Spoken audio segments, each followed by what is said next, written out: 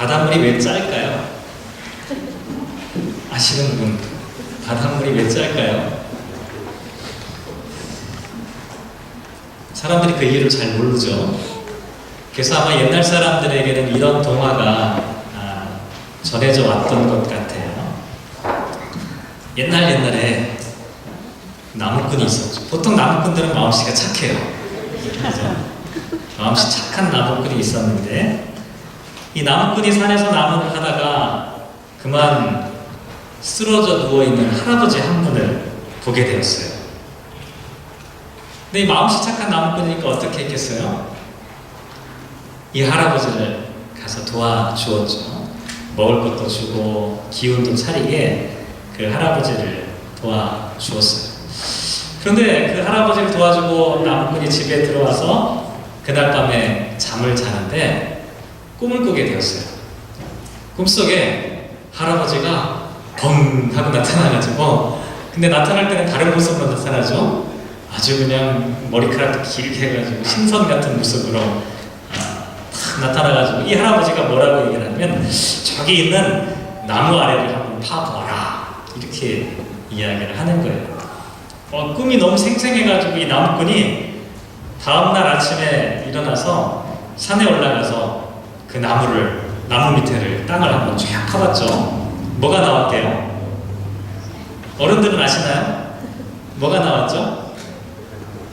맷돌이 나왔죠? 맷돌이 뭔지 혹시 아시나요? 우리 초등부 자녀들이 맷돌을 알란가 모르겠는데, 하여간 맷돌이라는 게 있어요. 두 개, 돌멩이 두 개를 갖다 갈아가지고 콩도 이렇게 갈고 뭐 이렇게 갈아내는 그런 옛날 믹서 같은 게 있는데, 클래식한 믹서예요. 자, 그런데 맷돌아 돌아라 하니까 갑자기 맷돌이 저절로 막 돌아가면서 뭐가 나오기 시작했어요? 소금이 나오기 시작한 거예요. 옛날에는 소금이 엄청 비쌌어요. 소금이 돈이었어요. 보물이었어요. 그러니까 소금이 막 맷돌에서 쏟아져 나오기 시작하니까 이 마음씨 착한 나무꾼이 어떻게 될게요? 큰 부자가 됐죠. 그런데 같은 동네에 살던 욕심 많은 부자가 있었어요. 이 부자가 갑자기 저 나무꾼이 부자가 됐다는 소식을 듣고 무슨 일인가 한번 알아봤어요. 근데 무슨 일이 있었어요? 이 나무꾼이 맷돌을 돌리니까 소금이 나오는 거예요. 이 부자가 어느 날 몰래 이 나무꾼의 집에 들어가서 맷돌을 훔쳐왔어요. 그리고 불이 나게 도망을 가기 시작했는데, 다른 사람한테 들키면 안 되니까 어디로 도망갔어요? 배를 타고 바다를 건너가서 외국으로 가야겠다, 이렇게 생각을 한 거예요. 근데 배를 타고 한참 바다 위로 올라와 보니까 한번 테스트를 한번 해보고 싶은 거예요. 그래서 이 욕심쟁이 부자가 맷돌을 돌리기 시작하니까 소금이 막 나오기 시작하는 거예요. 소금이 막 배에 가득 찼는데 이 욕심쟁이 부자는 조금만 더 하다가 어떻게 됐어요?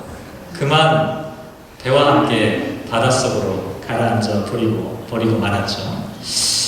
그래서 지금도 바닷속 저 깊은 곳에는 맷돌이 돌아가고 있대요. 그래서 바닷물이 짠 거래요. 이 얘기 다 아시죠? 반응이 없어서 우리 교회는 재밌는 얘기를 했는데 너무 심각하게 들으셔서 맷돌, 신기한 맷돌 이야기와 비슷한 이야기가 오늘 본문 말씀이죠. 오늘 본문 말씀도 16절 말씀을 보면 같이 읽어볼까요? 16절 읽겠습니다. 시작. 여호와께서 엘리야를 통하여 하신 말씀같이 통의 가루가 떨어지지 아니하고 병에 기름이 없어지지 아니하니라. 무슨 얘기예요? 밀가루통이 하나 있는데 밀가루통에서 밀가루를 계속 퍼내도 밀가루가 안 줄어드는 거예요. 기름병이 하나 있는데 그 기름을 따라내도 기름이 없어지지 않는 거예요. 야, 이렇게 있으면 얼마나 좋을까요? 이런 맷돌, 이런 밀가루통, 이런 기름병 하나 있으면 엄청 부자가 되겠죠. 좀 부끄러운 얘기지만 제가 옛날에 기도할 때 어떤 기도를 드린 적이 있냐면 다른 사람한테는 들리지 않게 저 혼자 속으로 이렇게 기도한 적이 있어요. 자동차를 처음 샀을 때였는데 하나님, 그때 제가 이제 전도사였는데요. 가난한 전도사인 거 잘 아시죠? 사르밧 과부에게도 기름통에 기름과 가루가 마르지 않게 하셨는데 이왕이면 저에게는 자동차 가스가 떨어지지 않게 해주세요. 그렇게 기도를 했더니요, 계기판이 안 내려가는 거예요. 진짜로. 그래서 얼마나 제가 감격하고 감사를 했는지 몰라요. 그런데 그 차가 원래 그런 차였어요. 그 차가 계기판이 한동안 안 떨어지다가 갑자기 툭 떨어지는 거예요. 이 계기판이 안 떨어지고 있으니까 저는 얼마나 하나님께 하나님, 제 차는 특별한 차군요. 가스가 안 줄어드는, 한 번 넣기만 하면 그냥. 오늘 설교 제목이 가루 한 움큼과 기름 조금뿐이라는 제목인데요. 한 움큼의 가루의 가치가 얼마만큼 되는지, 또 기름 조금의 가치가 얼마만큼 되는지를 오늘 본문 말씀을 통해서 잠깐 생각을 해보려고 합니다. 오늘 본문에 나와 있는 이야기는 어떤 시대이냐면 열왕기상 17장 오늘 본문 1절에 보면 아합이라고 하는 사람의 이름이 등장하죠. 아합이 누군지 다 아시죠? 북이스라엘의 왕이었죠. 악한 왕으로 알려져 있는 사람입니다. 또 이때는 어떤 때였냐면 3년 6개월 동안이나 지독한 가뭄으로 고생하고 있을 때였습니다. 악한 왕이 통치하고 있고 또 가뭄이 들었으니까 얼마나 어려운 시대였겠어요.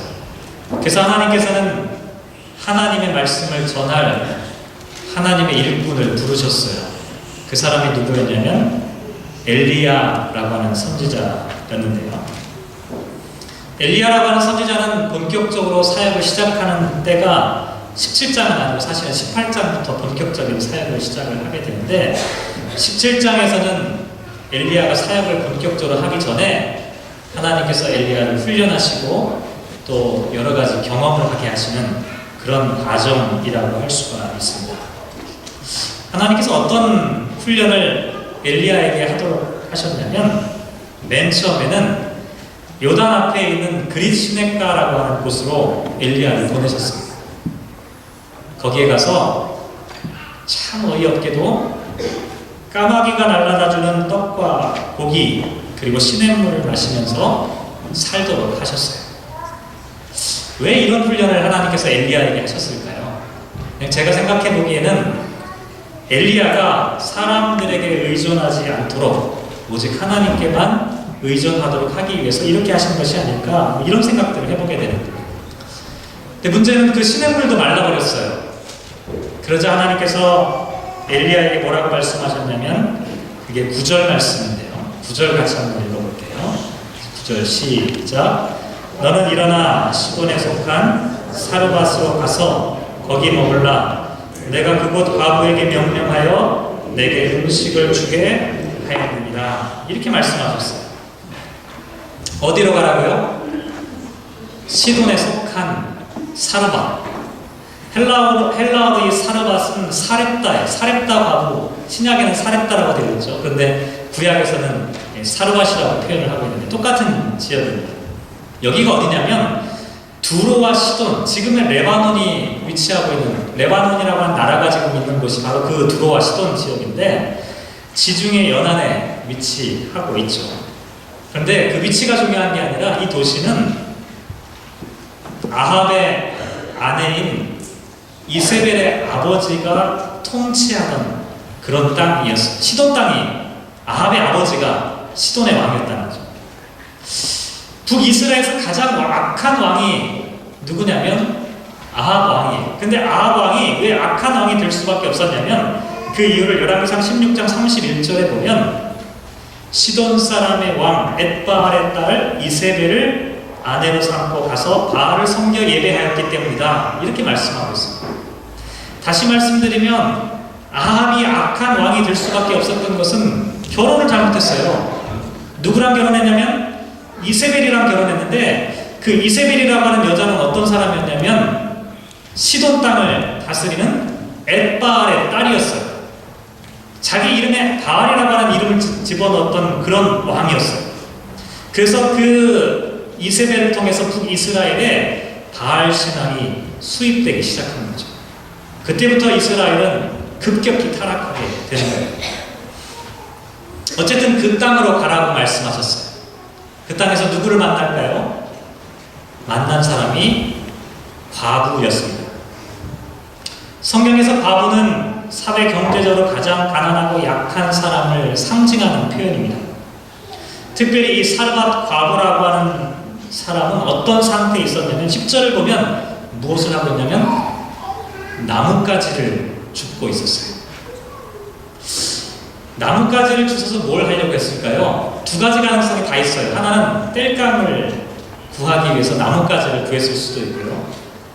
옛날 우리 어른들이 얘기하는 것처럼 나뭇가지, 나무 껍데기를 벗겨서 그것으로 양식을 삼기 위해서 나뭇가지를 주웠을 수도 있어요. 두 가지 가능성 모두 가능하지만 중요한 것은 이 과부가, 이 여인이 아주 극빈한 상태에 놓여 있었다라고 하는 것을 나타내고 있다는 것이죠.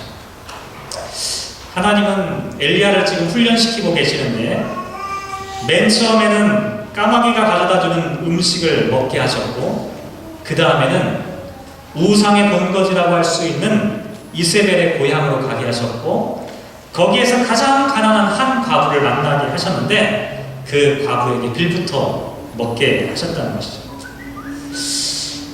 참 이게 이상한 이야기예요. 오늘 본문에 나와 있는 이야기를 자세히 살펴보면 이게 쉽게 납득이 안 되는 이야기예요. 어쨌거나 하나님이 보내시니까 이 철없는 초보 예언자 엘리야가 하나님의 말씀에 따라서 이 사르밧으로 가서 이 과부를 만나게 되었죠. 만나자마자 어떤 이야기를 했습니까? 10절에 나와 있죠. 10절 같이 한번 읽어볼까요? 시작. 그가 일어나 사르밧으로 가서 성문에 이를 때에 한 과부가 그곳에서 나뭇가지를 줍는지라. 이에 불러 이르되 청하건대 그릇에 물을 조금 가져다가 내가 마시게 하라. 지금 같으면 물 주는 거 아무런 어려움이 없을 거예요. 그런데 가뭄이 들었다고 말씀드렸죠. 물이 귀한 때였어요. 뿐만 아니라 물만 청한 것이 아니라 11절에 보면 또 뭐라고 얘기하고 있어요? 11절도 읽어볼게요. 시작.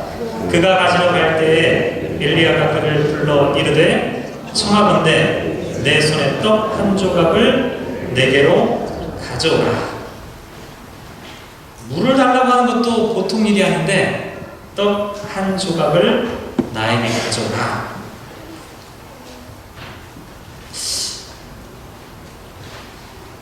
참 쉽지 않은 장면입니다. 너무나 기가 막히고 어이없는 이 과부의, 이 엘리야 선지자의 이야기를 듣고 이 과부는 이렇게 생각했을 거예요. 미친 사람이 다 있어요. 지금 이 판국에 나같이 가난하고 힘들고 어려운 사람에게 도움을 주기는커녕 물을 달라고 하고 떡을 달라고 말하고 있습니다. 이 과부는 그렇게 직접적으로 얘기하진 않았지만 오늘 보면 12절에 보면 자기의 상황에 대해서 설명하고 있죠. 12절입니다. 읽겠습니다. 시작. 그가 이르되 당신의 하나님 여호와께서 살아계심을 두고 맹세하니 나는 떡이 없고 다만 통에 가루 한 움큼과 병에 기름 조금뿐이라. 내가 나뭇가지 둘을 주우다가 나와 내 아들을 위하여 음식을 만들어 먹고 그 후에는 죽으리라. 무슨 얘기예요?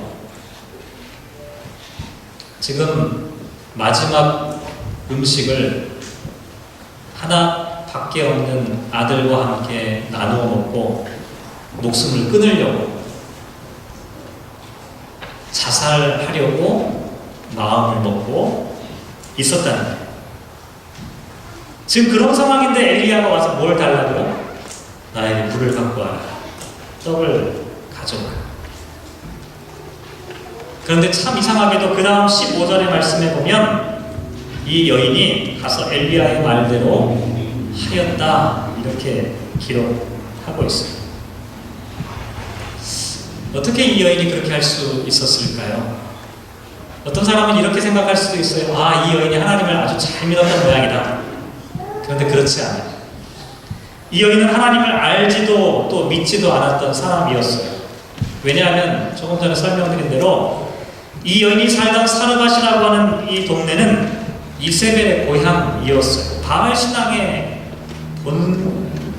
신앙이 번성하던 본거지와도 같은 곳이었기 때문에 이 여인도 분명히 그런 영향을 받으면서 살았을 것이에요. 실제로 이 여인이 엘리야를 처음 만났을 때 뭐라고 얘기했냐면 12절에 당신의 하나님, 우리말로 편하게 얘기하면 니네 하나님, 이런 표현. 네가 믿는 하나님.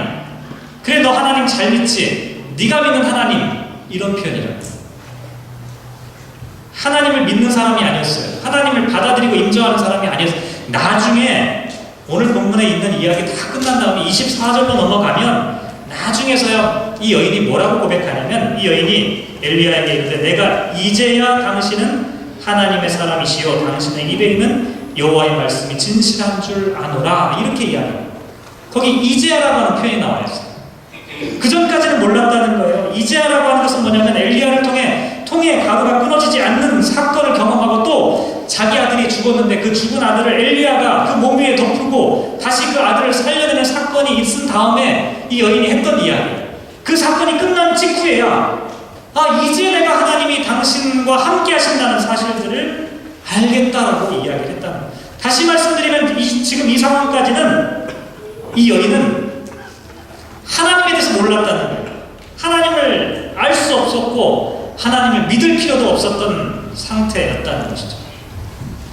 그러니 이 여인이 어떤 마음으로 엘리야를 도왔을까? 참 알 수 없는 일이죠.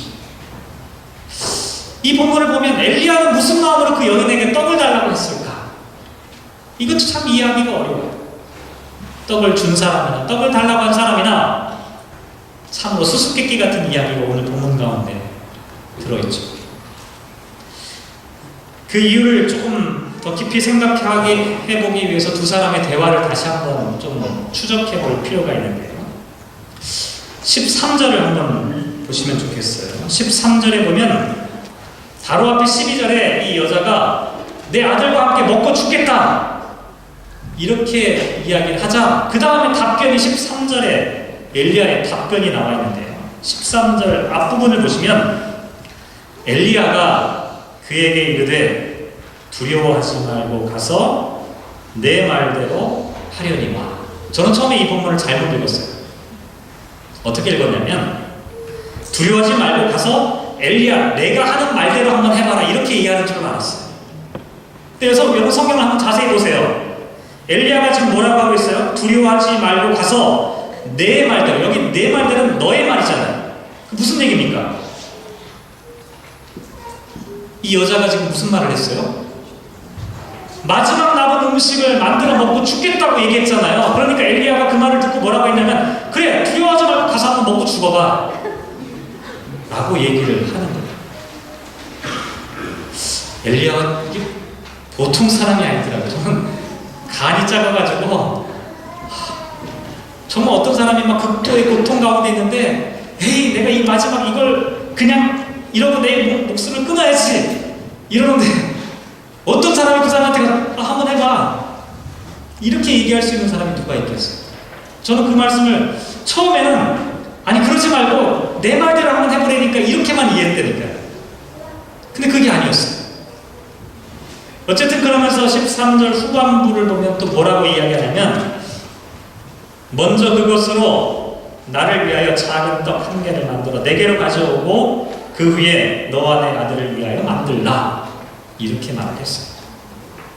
죽으려면 죽고 그런데 그 전에 나를 위하여 먼저 떡을 한 개를 만들고 그 다음에 니네가 먹을 떡을 한번 먹어봐라. 3년 6개월 동안 지속된 가뭄 속에 사랑하는 자식조차도 제대로 먹이지 못하고 죽음의 직전까지 놓여있는 이 어머니의 심정을 한번 생각해 보면, 버티다 마지막으로 떡 한 조각밖에 할 수 없는 그 상황. 근데 목사라는 사람이, 예언자라고 하는 사람이, 하나님의 사람이라고 하는 사람이 나타나서 마지막 남은 너의 떡 한 개를 나에게로 가져가. 이 떡 한 개는 과연 어떤 의미일까요? 어쩌면 이 떡 한 개는 이 여인에게는 마지막 생명의 등불과도 같은 것이 아닐까요? 말씀을 묵상하면서 저는 솔직히 그렇게 말할 자신이 별로 없더라고요. 그렇게 말하고 싶은 마음도 별로 사실 들지 않아요. 왜냐하면 이 말이 자칫 잘못하면 어떻게 들리냐면, 당신이 아무리 힘들고 어려워도 먼저 교회에 헌금하고 그 다음에 당신 가족과 당신을 위해서 한번 써봐라 라고 하는 이야기처럼 자꾸 들리기 때문에 이 말이 참 저는 받아들이기가 어렵더라고요. 고민이 돼요. 엘리야는 도대체 이 여인에게 작은 떡 한 개를 자기에게 먼저 가지고 오라고 말한 그 이유가 과연 무엇일까? 어쨌든 엘리야는 14절에 또 계속해서 이렇게 말했죠. 이스라엘의 하나님 여호와의 말씀이 나 여호와가 비를 지면에 내리는 날까지 그 통의 가루가 떨어지지 아니하고 그 병에 기름이 없어지지 아니할 것이다 라고 이야기를 했습니다. 이것도 참 이야기가 어려워요. 그럴 능력이 있으면 자기가 해먹으면 되잖아요. 통의 가루가 끊어지지 않을 정도의 능력을 갖고 있다면 자기 집에 있는 통의 가루를 자기가 그냥 기적을 일으켜서 그 통에 가루가 끊어지지 않도록 하면 될 텐데, 자기도 지금 굶고 있잖아요. 자기도 지금 구걸하고 있으면서 어떻게 그 말을 믿을 수가 있을까요? 하나님을 믿는 엘리야가 먼저 그런 능력을 보여주고 사람들을 구원하면 더 좋지 않을까요? 하나님을 알지도 못해요. 하나님을 믿지도 않아요. 이방 여인이에요. 그 여인에게 하나님이 그렇게 말씀하셨다고 얘기하는 것이 도대체 어떤 의미가 있는 것일까요? 오늘 말씀은 한 주간 동안 이해하기 어려운, 저도 받아들이기 어려운 그런 말씀들 투성이었습니다. 이래저래 고민을 하다가 말씀을 제 나름대로 한번 재구성을 해보았어요. 당시 북이스라엘은 아합이 이세벨을 왕으로 맞아들이면서 바알 신앙도 함께 들어왔어요. 하나님에 대한 믿음, 하나님에 대한 신앙이 바알적으로 바뀌기 시작했어요. 하나님에 대한 신앙이 바알적으로 바뀌기 시작했다는 것은 무엇이냐면, 하나님의 정의와 하나님의 진리가 아니라 풍요와 행복과 번영이 자신들의 신앙의 가장 첫 번째 이유와 목적이 되는 것을 말합니다. 물질적인 신앙, 물질적인 가치에 따라 행복과 번영을 가져다 주기만 하는 것이 하나님이 되는 세상이 바알적인 신앙의 모습이에요.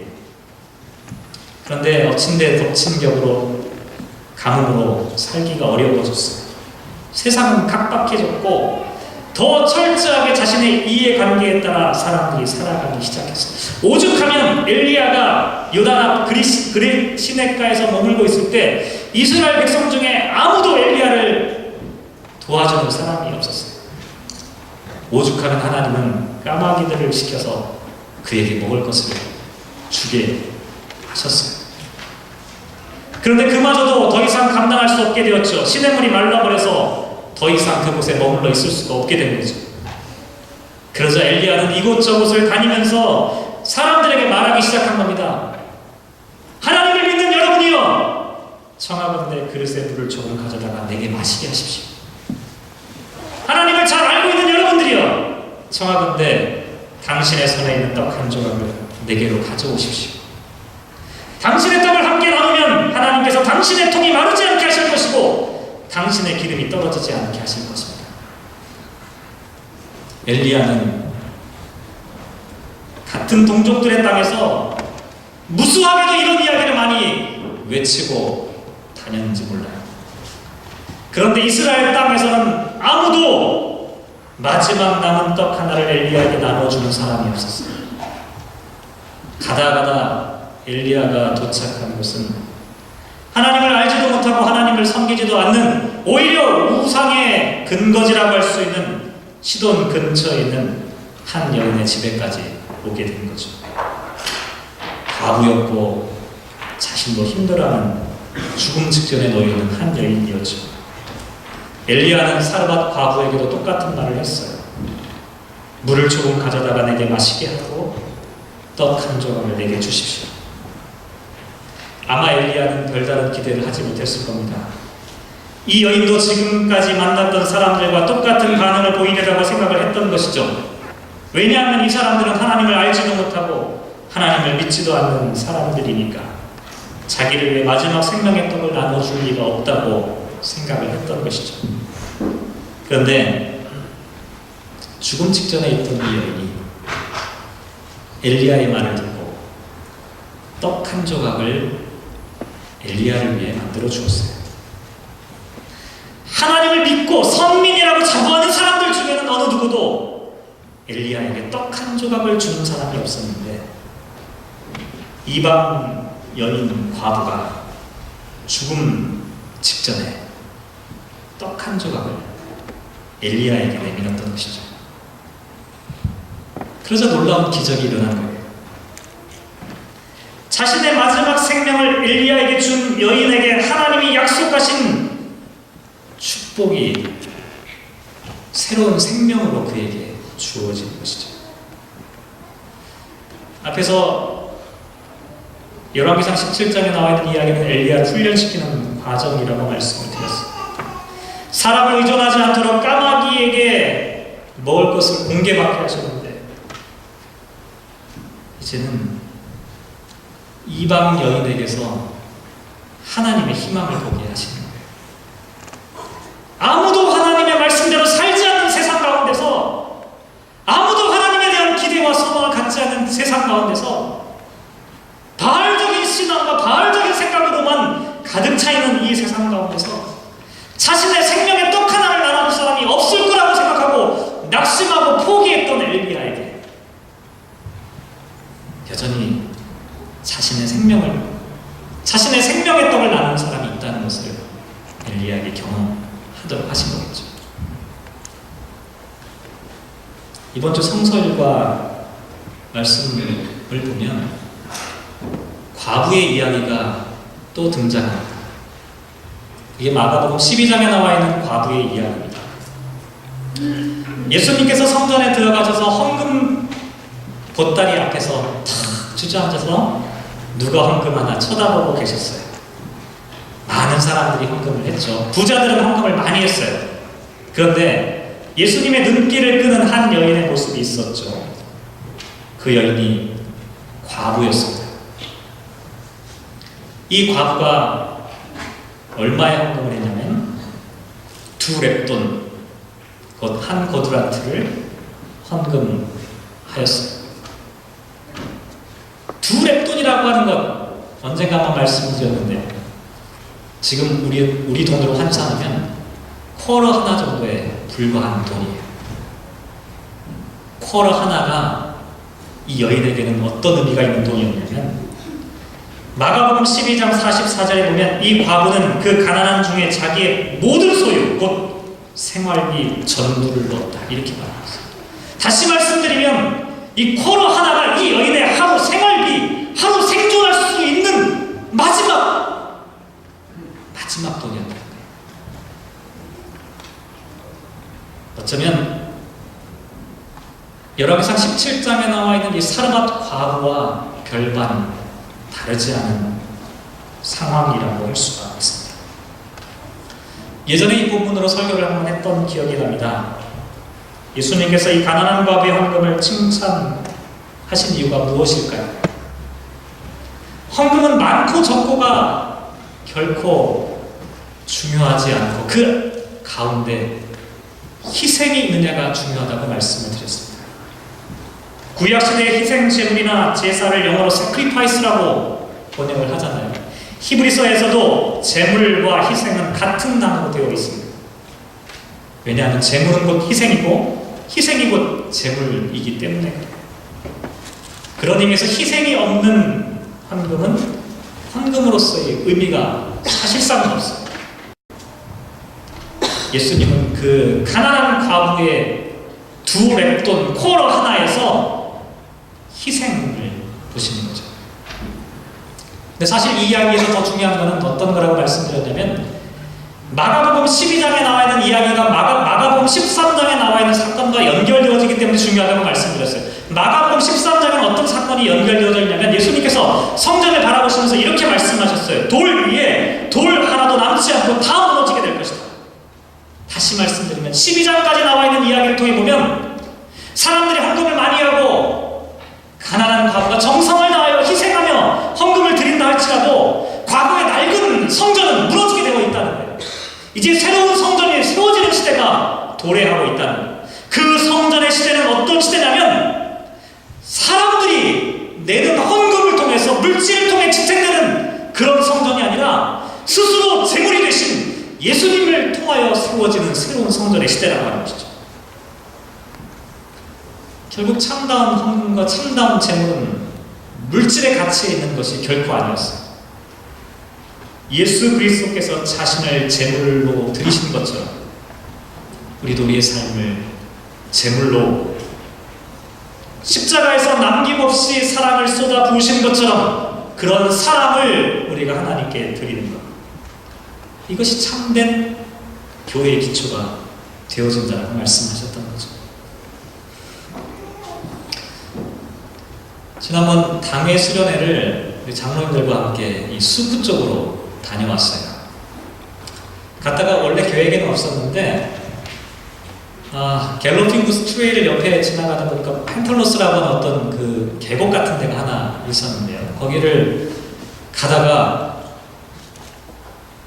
뭘 보게 됐냐면 갈매기들이 막 똥을 이 벽에다 잔뜩을 쌓아놓은 거예요. 그걸 보고 조신영 장관님 왜 갈매기 똥들이 저렇게 많지? 한번 내려서 확인해보자고 딱 내려서 봤더니 거기에 강물이 쫙 흘러가고 있는데 연어들이 올라오고 있는 모습이었어요. 지금이 그럴 때죠. 골드스트림 아마 가보신 분들은 아마 다 보셨겠죠. 연어들이 강을 거슬러 올라오고 있습니다. 갈매기들이 그 바위에 올라가지고 기다리고 있어요. 누나를 빼먹으려고. 왜 연어들이 그 자신의 죽음을 바라보면서 그렇게 그 강을 거슬러 올라가는 것일까요? 그 모습 볼 때마다 가슴속에 막 여러 가지 생각이 들어요.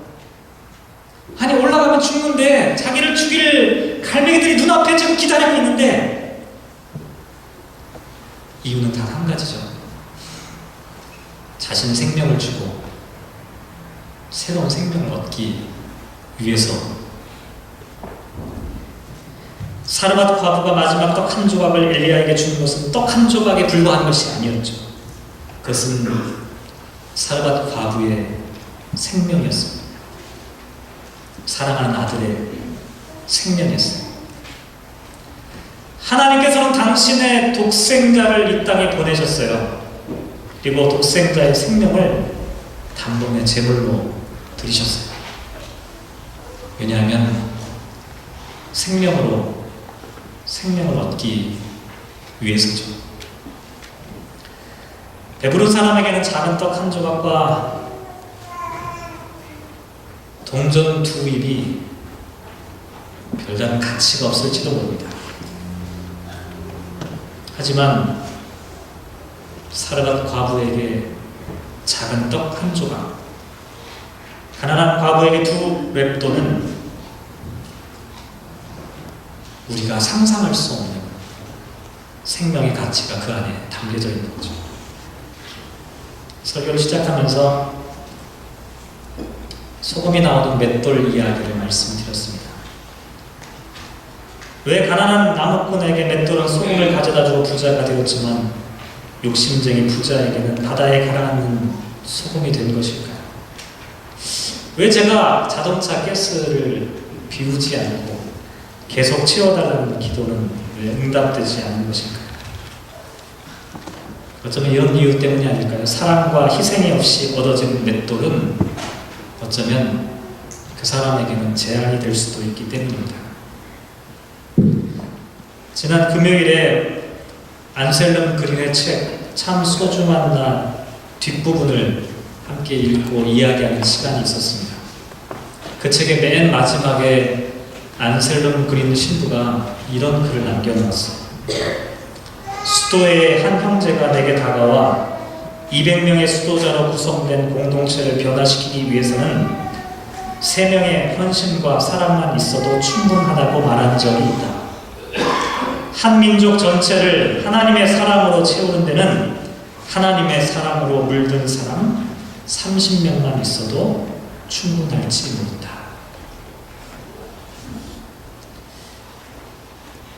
이렇게 온 마음 다해 살아가는 사람들이 있다면 작은 떡 한 조각 같은 사람일지라도 거기에 생명을 부어놓고 이 세상을 하나님의 사랑으로 물들어서 내 모든 삶이 당신의 것이니 주님만 섬기겠다고 고백하며 살아가는 사람들이 이 세상에 있는 것을 확인할 수만 있다면 이 세상은 여전히 희망이 있는 것이 아닙니다. 하나님은 엘리야에게 그 희망을 보게 하시기 위해서 이 여인에게로 이끌어 주신 것이 아닐까요? 교회는 그렇게 생명을 통해 생명을 낳는 곳이 아닐까요? 사랑하는 성도 여러분,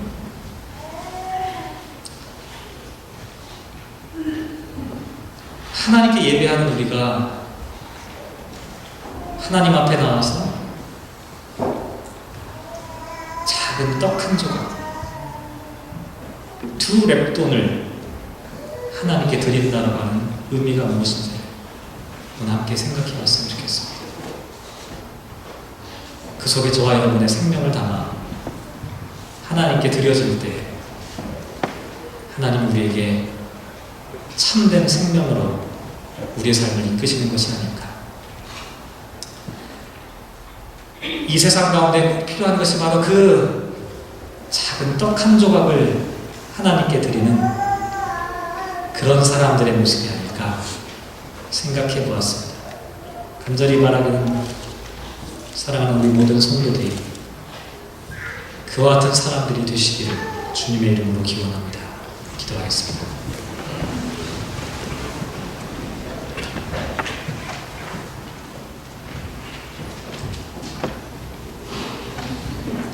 엘리야가 만났던 수많은 사람들 중에 왜 하나님을 잘 알고 있는 이스라엘 동족들은 한 사람도 엘리야의 말에 응답하지 못했던 것일까요?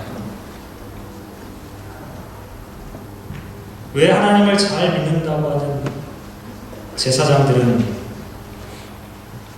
레위인들은, 그리스도인들은 작은 떡 한 조각을 엘리야와 함께 나눌 수가 없었던 것일까요? 오늘 말씀을 묵상하며 여러 가지 생각들을 해보게 됩니다. 하나님의 희망은 과연 어디에서부터 시작되는 것일까? 거대하고 웅장한 많은 놀라운 인간이 쌓아놓은 그와 같은 업적들로부터 시작되는 것이 아니라 마지막 순간에 자신의 삶을 온 마음을 다하여 하나님께 드리는 그 작은 사람들로부터 시작되는 것은 아닐까 생각해 봅니다.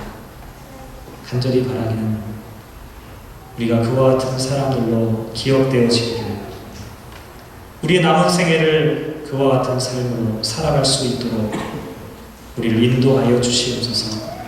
함께 하시기를 소망하며 이 모든 말씀 예수님의 이름으로 기도합니다.